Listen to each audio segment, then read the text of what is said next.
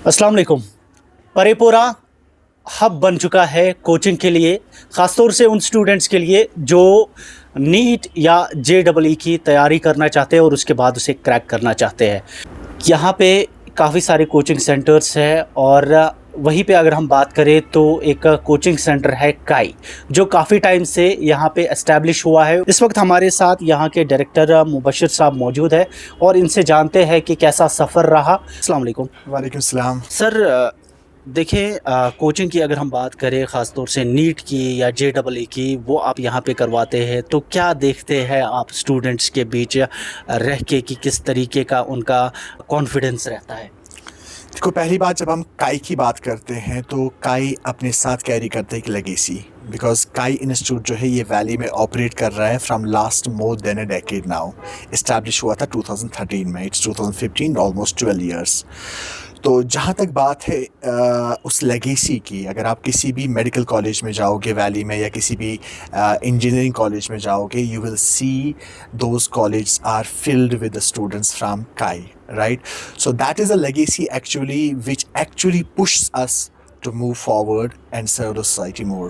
जहाँ तक स्टूडेंट्स की बात है, अगर हम आज देखें कि बहुत सारी डिस्ट्रैक्शंस हैं, सोशल मीडिया की आप बात करेंगे, फ़ोन की आप बात करेंगे, तो एट दिस एज जहाँ पर बच्चा 11th क्लास में है, 12th क्लास में है, तो it's very difficult for a child like in this particular age to keep himself or herself away from these distractions. So हम भी अपने लेवल पे कोशिश करते हैं, पेरेंट के साथ भी हमारी एक इंट्रैक्शन रहती है, कनेक्ट रहता है, जहाँ पर हम ये कोशिश करते हैं कि बच्चे को जितना हो सके उन डिस्ट्रैक्शन से जो है महफूज रहे। बिकॉज जहाँ तक हमने देखा है कि द मोमेंट एक बच्चा इन डिस्ट्रैक्शंस को अवॉइड करता है, ठीक है, nothing can stop that child from achieving the goal. अक्सर हमने स्टूडेंट्स देखे हैं जो मिडिल क्लास फैमिली से आते हैं या बिलो मिडिल क्लास आते हैं, उनके कुछ गोल्स होते हैं, उनको मोटिवेशन होता है, अपनी जगह कॉन्फिडेंस होता है कि जी अगर हम कोचिंग करेंगे तो हमारा फ्यूचर जो है वो ब्राइट होगा और जो कॉम्पिटिटिव एग्ज़ाम्स हैं हम क्लियर कर पाएंगे। लेकिन कुछ प्रॉब्लम्स की वजह से, जैसे फाइनेंशियल प्रॉब्लम्स की वजह से, वो अफोर्ड नहीं कर पाते इतनी महंगी कोचिंग। तो आपका इंस्टीट्यूट उन स्टूडेंट्स के लिए क्या करता है? एब्सोल्युटली। देखो, जहाँ तक इस चीज़ की बात है कि आपको पता होना चाहिए कि पोस्ट कोविड पर्टिकुलरली जब हम देखते हैं कि कश्मीर में फिनेंशियल इकोनॉमिकल सिचुएशन जो है वो बहुत ख़राब हुई, इस सिलसिले में काई ने पिछले साल ही एक इनिशिएटिव लिया है जहाँ पर काई ऑफ़र कर रहा है इंडिया का सबसे लोवेस्ट ऑफलाइन फ़ीस स्ट्रक्चर। ठीक है, नॉट ओनली दैट, बल्कि ये फ़ी स्ट्रक्चर जो है ये इसको और ईज आउट करने के लिए हमने पेरेंट्स के लिए ये ऑप्शन रखा है कि ये पेरेंट्स इस जो है फ़ी को 3 ईजी इंस्टॉलमेंट में जो है पे कर सकते हैं। But at the same time having lowest offline fee structure, इसके साथ साथ हम वो सारी फैसिलिटीज़ प्रोवाइड करते हैं बच्चों को जो एक पर्टिकुलर ऑफलाइन सेंटर में होनी चाहिए, in fact more than what you can see in other institutes.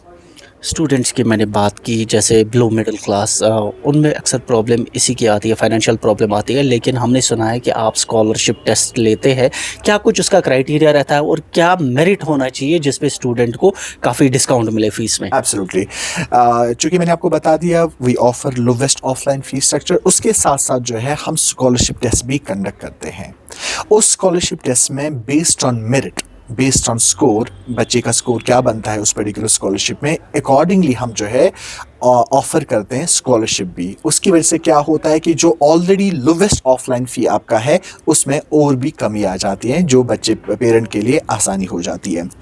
उसके साथ साथ जो है वो बच्चे जो स्कॉलरशिप टेस्ट को क्वालिफाई करते हैं लेकिन फिनेंशियली वीकर बैकग्राउंड से आते हैं, तो उनके लिए हमने रखा है कि हम उनकी एकोमोडेशन को, हम उनकी हॉस्टल फैसिलिटी को भी जो है स्पॉन्सर करेंगे।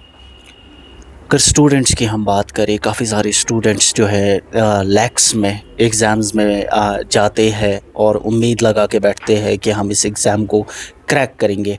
लेकिन कई सारे स्टूडेंट्स हमने देखे हैं जो जिनको कॉन्फिडेंस की कमी होती है।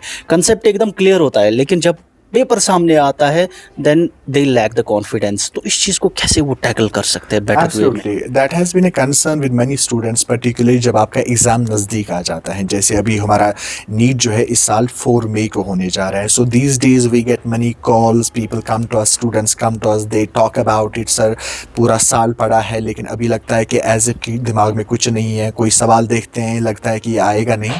But that's very normal actually at this particular time कि जब आपका एग्ज़ाम नज़दीक आता है। सो उसमें क्या है कि उसमें पेरेंट्स का रोल है, उसमें टीचर्स का रोल है, जहाँ पर वो बच्चे को वो कॉन्फिडेंस दे कि yes you can do it. तो इसमें काउंसलिंग की ज़रूरत है, इसमें इंट्रैक्शन की ज़रूरत है, both from parents as well as from teachers side, जहाँ पर बच्चे को हम इतना कॉन्फिडेंस दे कि वो इस चीज़ को जो है ओवरकम कर पाएगा।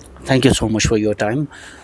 अब संडे को स्कॉलरशिप टेस्ट होने जा रहा है काई में, आप आ सकते हैं परीपुरा में और साथ ही साथ तैयारी करके आए ताकि स्कॉलरशिप टेस्ट को क्रैक कर पाए और अपनी फ़ीस में डिस्काउंट कर सकते हैं। देखते रहिए GNI। अल्लाह हाफ़िज़।